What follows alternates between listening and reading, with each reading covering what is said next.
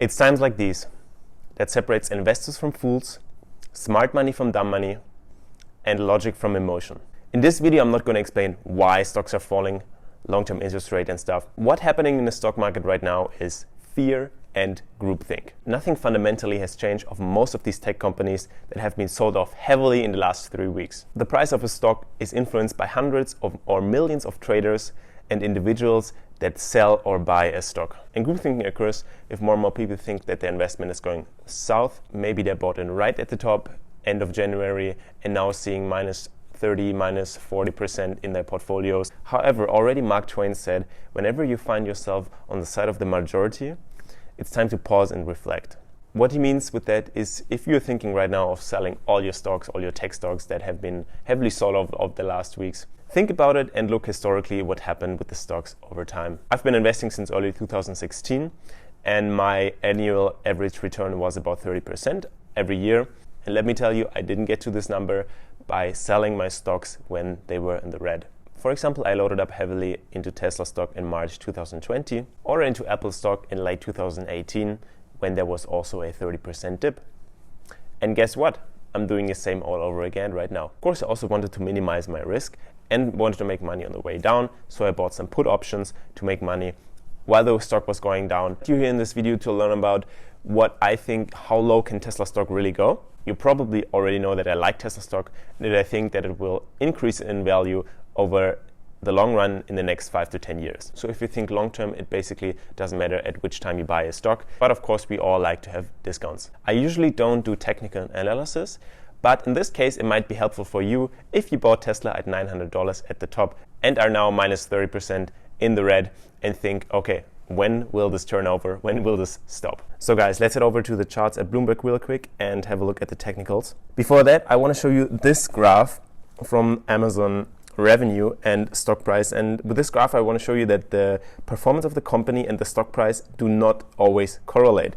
As you can see here, the revenue of Amazon basically steadily grew over time. Every year it grew about the same percentage or more or less. And the stock price, that it fluctuates. Sometimes people were hyped about the stock. As you can see, in late 2011, the stock price was at around 250, and the revenue curve was below the stock price. And then what happened? There was a little correction, and people got scared, people got emotional, and people thought, oh my God, it's way overvalued, the stock, we have to sell it. And then the stock was probably undervalued again. And this is the cycle of a stock price. A stock price never goes like this. A stock price always goes in curves. And most of the time it goes up over time when it's a good company. Yeah, this is Amazon as an example, a much more matured company. And I want to show you the same with the Tesla stock at the moment. You saw Tesla stock was flat from the beginning until 2019, and the revenue and the company grew. I mean, okay, Tesla had difficulties in the beginning, but the revenue grew over time, but the stock did nothing. And then at one point in time, the stock broke out. That was in the beginning of 2020.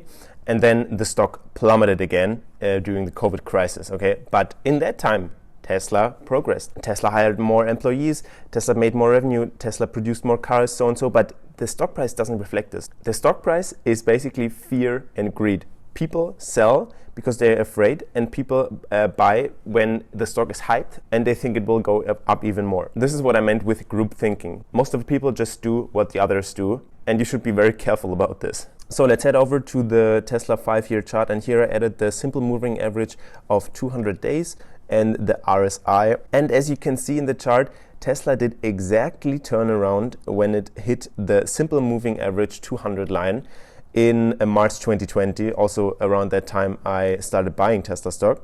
And since then, it traded above this line. Sometimes you think then the company might be overvalued, sometimes not. And here you can see right now we're at 597 as of last Friday. And the simple moving average for today would be 747. So what does this line tell us? The stock price can do, of course, anything. Nobody knows where it will go tomorrow or Tuesday, but we have an anchor, but we will probably not see a dip below this line. If we'll see, great, more buying opportunities. If you buy into the stock from now until the price of 474, I think it's a good buying opportunity. And as I said, if we dip below this line, let's have a look again then on the stock and see if there's any news, if there's any bad news, good news, whatever.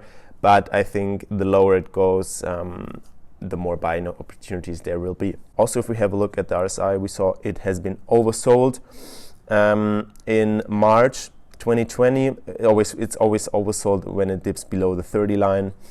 And we are quite near this line already now.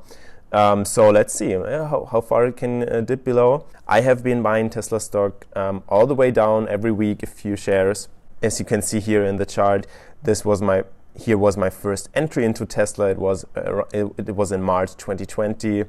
I sometimes sold and I sometimes bought back into the stock. Not perfect timing. I mean, nobody has perfect timing, but I made some serious gains over this past year.